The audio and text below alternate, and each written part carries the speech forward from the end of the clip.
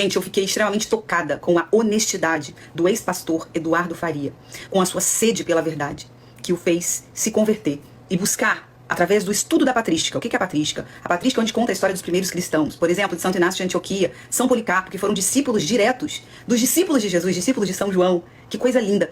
E ele constatou, ali estudando a patrística, que eles acreditavam que Jesus está vivo na Eucaristia, eles citavam a Eucaristia e tantas outras devoções que os discípulos tinham e que permanecem na Igreja Católica até hoje. Esse vídeo ficou grande, mas eu acho que vale muito a pena para edificar a sua fé. Era um calvinista absolutamente convicto. Porém, em 2015, eu tive um diálogo com um pastor batista que mudou minha vida. Eu era pastor presbiteriano e pastores presbiterianos batizam crianças. Ele era um pastor batista, pastores batistas não batizam crianças. E nós começamos a debater o batismo infantil. O que eu tinha como autoridade infalível era a Bíblia. Então eu lancei uma série de argumentos bíblicos a favor do batismo infantil. O que ele tinha como autoridade infalível era a Bíblia. Então ele lançou uma série de argumentos bíblicos contrários ao batismo infantil. Até que eu lancei um argumento e eu achei que eu ia ganhar a discussão. Eu falei assim, há registros de batismo de crianças já no século II, com os santos padres. Por que isso era importante? Porque foi antes da suposta degeneração de Constantino, né? E a resposta que ele me deu tirou meu chão. Ele falou, sim, Eduardo, você está correto. Mas se você for usar o argumento da ancestralidade da prática para justificar a prática, então você vai ter que aceitar também oração pelos mortos, imagens e devoção a Maria. Aí ele falou assim, e você não aceita essas coisas? Ou aceita, meu amigo presbiteriano? E eu gaguejando respondi, não aceito. Mas o que ele me disse? Devoção a Maria, oração pelos mortos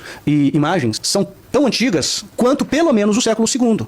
E quando a gente fala século II, o apóstolo São João morreu por volta do ano 100. Então a gente está falando aqui de poucas décadas após a morte do último apóstolo. Isso me fez perceber que das duas uma, ou a igreja sempre foi católica, ou ela não se degenerou com Constantino, ela se degenerou com a morte do último apóstolo, para 1500 anos depois ser supostamente resgatada por Lutero, Calvino e outros. Aí isso me colocou numa jornada de estudos da patrística. Quanto mais eu estudava, mais eu percebia que a igreja sempre foi católica. Então eu fui ler, por exemplo, Santo Irineu de Lyon, quando ele faz o paralelismo entre Eva e Maria, e ele diz que Eva, ouvindo a voz do anjo, sucumbiu debaixo do madeiro, e Maria, ouvindo a voz do anjo, triunfou debaixo do madeiro. Ele diz que, assim como Eva deu ouvidos à voz de Satanás, sendo a catalisadora para o pecado da humanidade, Maria deu ouvidos à voz do anjo, sendo catalisadora da salvação da humanidade. Ele diz assim, de tal modo que Maria é a advogada de Eva.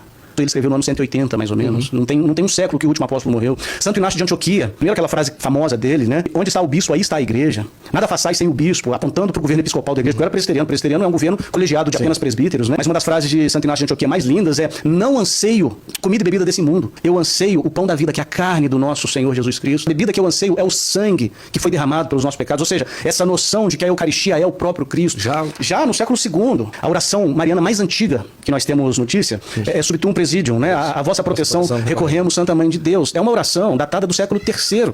Mas se ela está datada do século III, quer dizer que ela foi grafada no século III. Quer dizer que ela já existia oralmente bem antes. Quanto mais eu estudava, eu comecei a perceber que a igreja que o Senhor Jesus fundou era católica.